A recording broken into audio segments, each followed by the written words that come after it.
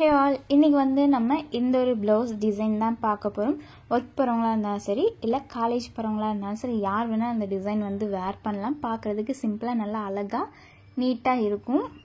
இதோட சாரியில் வந்து பார்த்திங்கன்னா காப்பர் அப்புறம் சில்வர் கலர் இருக்கிறதுனால நான் வந்து காப்பர் கலர் ஜரி த்ரெட் வச்சு 3 லேயர் வர மாதிரி செயின் ஸ்டிச் வந்து நான் கொடுத்துக்கிறேன். செயின் ஸ்டிச் பண்ணுறதுக்கு வந்து பார்த்திங்கன்னா நம்ம நார்மலாக த்ரெட் ஒர்க் பண்ணுற நீடில் 14 நம்பர் துலிப் பிராண்டில் 14 நம்பர் நீடில் வச்சு நார்மல் செயின் ஸ்டிச் வந்து நான் கொடுத்துக்கிறேன். ஜரி த்ரெட் வச்சு செயின் ஸ்டிச் முடிச்சதுக்கப்புறம் வந்து பார்த்திங்கன்னா சாரீ கலருக்கு ஏற்ற மாதிரி சில்க் த்ரெட்டில் வந்து 2 லேயர் வர மாதிரி நம்ம வந்து செயின் ஸ்டிச் கொடுத்துக்கலாம். இந்த செயின் ஸ்டிச் எதுக்காக கொடுக்குறோன்னு வந்து பார்த்திங்கன்னா நம்ம ப்ளவுஸை வந்து முடிச்சதுக்கு அப்புறமா ஸ்டிச் பண்ணும்போது பீட்ஸ் வந்து அடி வாங்காமல் இருக்கிறதுக்காக தான் இந்த நம்ம ஃபஸ்ட்டு எப்போதுமே செயின் ஸ்டிச் வந்து கொடுக்குறது. வந்து பார்த்திங்கன்னா நம்ம 5 லைன் வர மாதிரி, அதாவது ஜரி த்ரெட் வச்சும் சில்க் த்ரெட் வச்சும் 5 லைன் வர மாதிரி செயின் ஸ்டிச் கொடுத்துருக்கிறதுனால பீட்ஸ் வந்து அடி வாங்காமல் நம்ம தாராளமாக ஸ்டிச் பண்ணலாம்.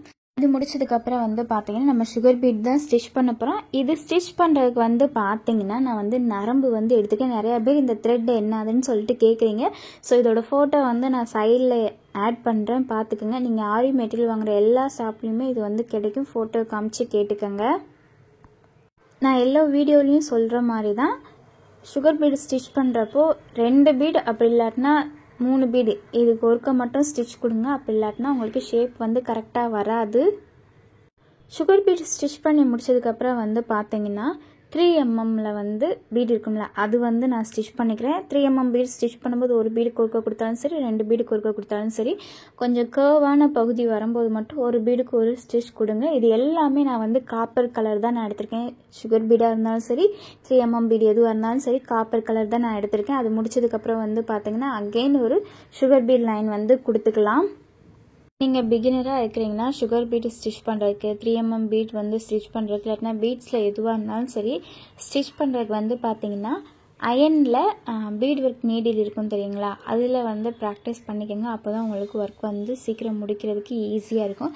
இதுக்கப்புறம் வந்து பார்த்தீங்கன்னா நான் இந்த டிசைனை வந்து ஒரு A3 ஷீட்டில் வந்து ட்ரா பண்ணி எடுத்து வச்சுருக்கேன். இந்த டிசைன் தான் நம்ம வந்து பண்ண போகிறோம். இதை அப்படியே நம்ம ட்ரா பண்ணி எடுத்துக்கலாம். ஸோ ஃப்ரேமுக்கு நம்ம டார்க்கான பென் வச்சு நம்ம ட்ரா பண்ணியிருக்கோம்னா ஃப்ரேமுக்கு கீழே வச்சாலே அந்த டிசைன் வந்து தெரியும். ஸோ பார்த்தாலே உங்களுக்கு தெரியும் நம்ம பேப்பரில் வரைஞ்சிருக்க டிசைன் வந்து அப்படியே கிளாத்து மேலே தெரியும். அதுக்கு மேலே இந்த பென் வச்சு நம்ம வரைஞ்சிக்கலாம். இது வந்து ஹீட் எரேசபிள் பென், இதை வச்சு தான் நான் வந்து ட்ரா பண்ணியிருக்கேன். ஸோ இது வந்து பார்த்திங்கன்னா ஒரு சிம்பிளான டிசைன் தான், ரொம்ப ஹெவியாக நம்ம வரையணும் கூட இல்லை. ஆனால் இந்த பென் வந்து சீக்கிரம் காலி ஆகிடுது. நீங்கள் வாங்குறீங்கன்னா கொஞ்சம் யோசிச்சுட்டு வாங்கிக்கோங்க. ஏன்னா இது ஒரு சிம்பிளான டிசைன் தான். ஃப்ரண்ட்டு பேக்கு 2 ஹேண்ட் வந்து ட்ரா பண்ணியிருக்கேன். அதுக்கே இந்த ஒரு பென் வந்து காலி ஆயிடுச்சு. இன்னும் இத்தினூண்டு தான் இருக்குது. ஏதாவது ஒரு ஃப்ரண்ட் நெக் மட்டும் சிம்பிளான டிசைனாக இருந்தால் ட்ரா பண்ணலாம். ஸோ அதுக்கு அப்சரா பென்சிலே நம்ம யூஸ் பண்ணிட்டு போயிடலாம். ஆனால் பார்க்குறதுக்கு நம்ம ட்ரா பண்ணும்போது தெரியாத மாதிரி இருந்தாலும் அது நல்லா ட்ரை ஆனதுக்கப்புறம் நல்லா ஒரு பிரைட்டான ஒயிட் வந்து கிடைக்கிது. ஸோ நீங்கள் வாங்குறதா இருந்தால் யோசிச்சுட்டு அதுக்கப்புறமா வாங்கிக்கோங்க. எதுக்காக இந்த பென் வாங்கும்போது கொஞ்சம் யோசிச்சுக்கோங்கன்னு சொல்கிறேன்னா சீக்கிரம் காலி ஆகுது. ஜெல் பென்னை விட சீக்கிரம் காலி ஆகுதுங்க. அதுக்காக தான் நம்ம அப்சரா பென்சில்லேயும் ஒரு பென்சில் வந்து தாராளமாக 2-3 டிசைன் வரைக்கும் நம்ம யூஸ் பண்ணலாம். ஸோ அதனால் கொஞ்சம் பார்த்து வாங்கிக்கோங்க. கரெக்டாக நம்ம எந்த மாதிரி வரைஞ்சி எடுத்துருக்கோமோ அதுக்கு மேலேயும் பென் வச்சு நல்லா ட்ரா பண்ணி எடுத்துக்கோங்க. கொஞ்சம் ஷேப் இல்லாமல் இருக்கிற மாதிரி இருக்கும். ஆனால் முடிச்சதுக்கப்புறம் வந்து பார்த்திங்கன்னா அதாவது நம்ம த்ரெட் ஒர்க் அந்த அவுட்லைன் எல்லாம் கொடுத்து முடிக்கும் போது நான் கரெக்டான ஷேப் வந்து கொண்டு வந்துடுவேன். ஸோ நீங்கள் ஃபஸ்ட்டு நீங்கள் இந்த மாதிரி ட்ரா பண்ணி எடுக்கிறீங்கன்னா அதே மாதிரி ட்ரா பண்ணி எடுத்துக்கோங்க. இந்த பென் வச்சு நம்ம வரையும் போது ஏதாவது தப்பு பண்ணிட்டோம்னா நம்ம அயன் பாக்ஸ் வச்சு அயன் பண்ணோம்னா போயிடுது. ஆனால் அதில் ஒரு டிஸ்அட்வான்டேஜ் இருக்குது. என்னென்னா நம்ம வரைஞ்ச தடம் இருக்கும் தெரியுங்களா, அது அப்படியே இருக்கும்.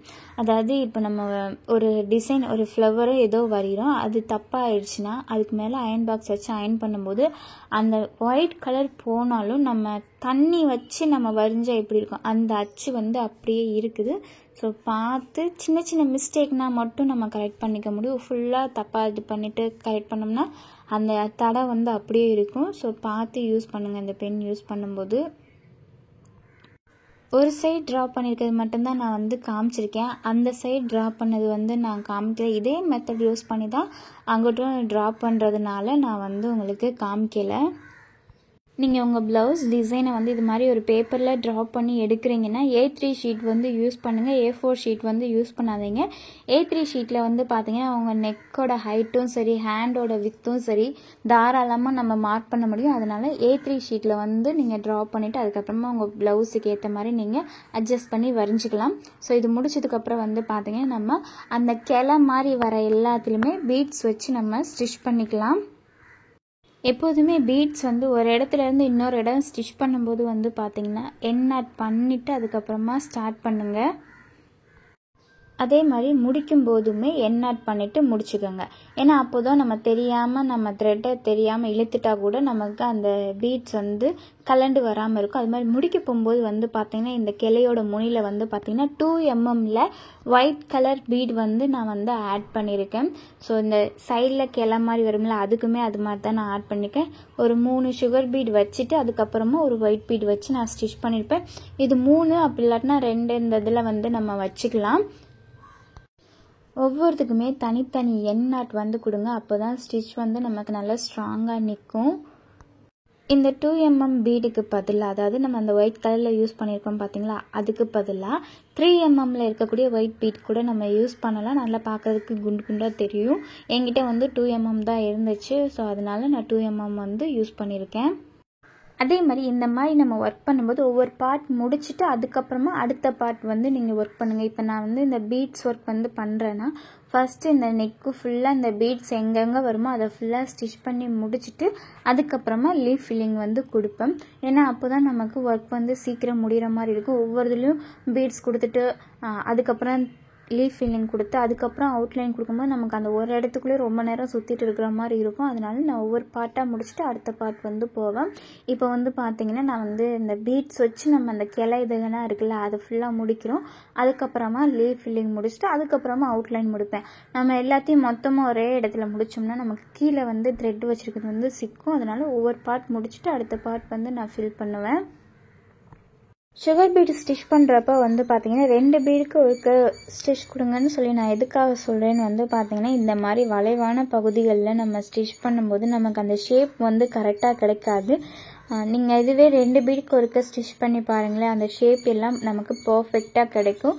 இதுவே நீங்கள் 3-4 பீடுக்கு ஒருக்க ஸ்டிச் கொடுத்தீங்கன்னா நம்ம ஃப்ரேம்லேருந்து கிளாத் ரிமூவ் பண்ணதுக்கப்புறம் அதுக்கு இடையில கேப் இருக்கிற மாதிரி தொங்குன மாதிரி ஒரு ஃபினிஷிங் இல்லாத ஒரு லுக் வந்து கிடைக்கும். அதுக்காக தான் நான் வந்து 2 பீடுக்கு ஒரு ஸ்டிச் கொடுங்கன்னு சொல்லி சொல்கிறேன்.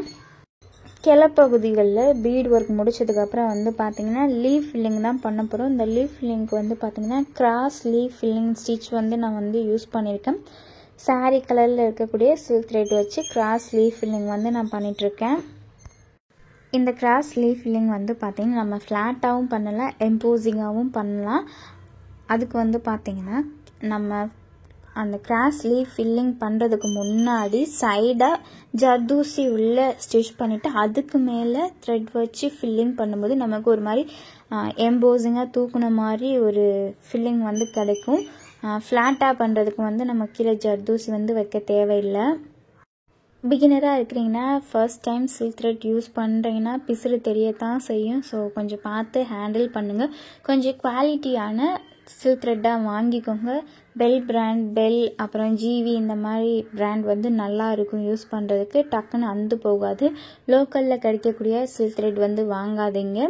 ஸோ இதில் கிடைக்கலன்னும் போது இதுக்கு அடுத்து எது பெஸ்ட்டாக இருக்குமோ அந்த மாதிரி பார்த்து வாங்கிக்கோங்க. ஏன்னா சில சில்க் த்ரெட் வந்து பார்த்தீங்கன்னா சாயம் போகும். ஸோ அதனால் பார்த்து வாங்கிக்கோங்க. நீங்கள் போட்டு முடிச்சதுக்கப்புறம் சாயம் போயிடுச்சுன்னா பார்க்குறதுக்கு நல்லா இருக்காது.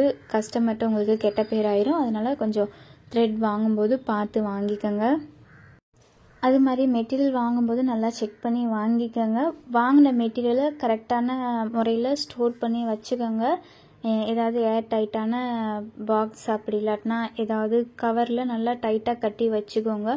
பீட்ஸை பொறுத்த வரைக்கும் நம்ம பாக்ஸ் அது மாதிரி போட்டு வச்சுக்கலாம். அப்படி இல்லாட்டினா கண்ணாடி பாட்டில் அந்த மாதிரி போட்டு வச்சுக்கோங்க. சின்ன பிள்ளைங்க எடுக்காத மாதிரி போட்டு பத்திரமா வச்சுக்கோங்க. சுகர் பீட்னா எடுத்து நீங்கள் யூஸ் பண்ணுறீங்கன்னா தேவைக்கு அளவாக மட்டும் ஒரு பாக்ஸில் போட்டு எடுத்துகிட்டு மீதியை வந்து அந்த கவர்லேயும் நல்லா டைட்டாக கட்டி வச்சுக்கோங்க. அப்போ தான் காற்று போகாமல் கருக்காமல் இருக்கும். அதுக்காக தான் நீங்கள் பாக்ஸில் கொட்டி வச்சுக்க சுகர் பீடு வந்து யூஸ் பண்ணிவிட்டு மிச்சம் இருக்கிறத வந்து நல்லா டைட்டாக மூடி வச்சுக்கோங்க. அப்போ தான் அது வந்து கருத்து போகாமல் இருக்கும். அதுக்காகத்தான் லீஃப் ஃபில்லிங் பண்ணும்போது வந்து பார்த்திங்கன்னா நமக்கு சைடில் ஹோல் இருக்கிற மாதிரி தெரியும். அதுக்கு ஒன்றும் இல்லை, நம்ம அவுட்லைன் கொடுக்கும்போது சரியாயிரும். அப்படி இல்லைன்னா நம்ம கிளாத்லேருந்து ஃப்ரேம் வந்து ரிமூவ் பண்ணதுக்கப்புறமா அந்த ஹோல் வந்து தெரியாது. லீஃப் ஃபில்லிங் முடிச்சதுக்கப்புறம் வந்து பார்த்திங்கன்னா ஜரி த்ரெட் வச்சு நம்ம அவுட்லைன் வந்து கொடுத்துக்கலாம். வேறு ஒன்றுமே இல்லை, நார்மலாக செயின் ஸ்டிச் மட்டும்தான் பண்ண போகிறோம். இதுக்கு பதிலாக நீங்கள் சுகர் பீடு வச்சு கூட நீங்கள் ஸ்டிச் பண்ணலாம்.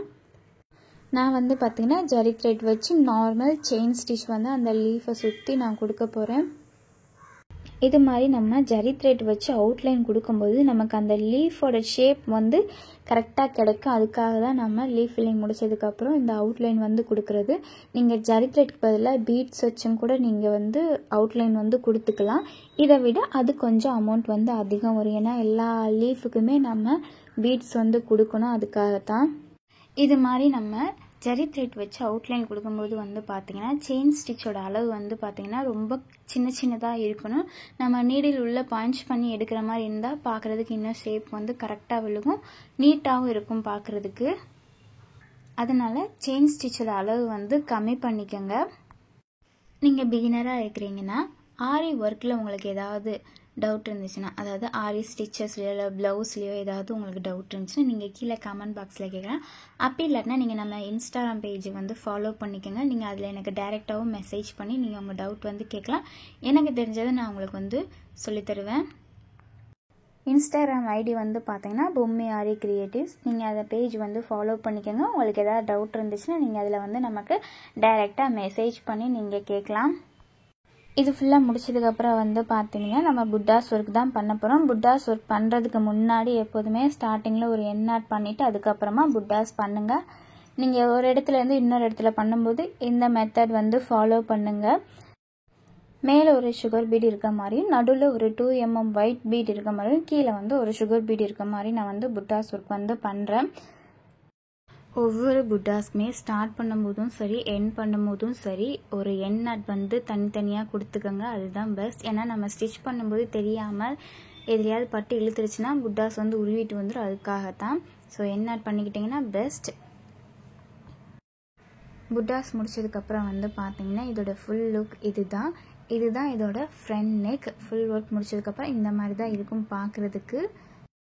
இதோட பேக் நெக் வந்து பார்த்திங்கன்னா நான் நைட்டே முடிச்சதுனால ஃப்ரேமில் இருந்து கிளாத் வந்து ரிமூவ் பண்ணிட்டேன். ஃபோட்டோ எடுக்கிறதுக்காக இதை வந்து கீழே வந்து விரிச்சிட்டு அதுக்கப்புறமா எடுத்ததுனால உங்களுக்கு பார்க்குறதுக்கு இப்படி இருக்குது. இதோட ஹேண்ட் வந்து இந்த மாதிரி நம்ம வந்து பண்ணியிருக்கிறோம். ஸோ இதோட ஃபுல் லுக் இதுதான். இந்த வீடியோ உங்களுக்கு யூஸ்ஃபுல்லாக இருக்குன்னு நினைக்கிறேன். வீடியோ பிடிச்சிருந்துச்சுன்னா லைக் பண்ணிக்கோங்க. இது வரைக்கும் நீங்கள் நம்ம சேனலை சப்ஸ்கிரைப் பண்ணாமல் பார்க்குறீங்கன்னா சப்ஸ்கிரைப் பண்ணிட்டு பக்கத்தில் இருக்கிற பெல் ஐக்கானை கிளிக் பண்ணிக்கோங்க. அப்போ தான் நான் வீடியோ போட்டது உங்களுக்கு உடனே நோட்டிஃபிகேஷன் கிடைக்கும்.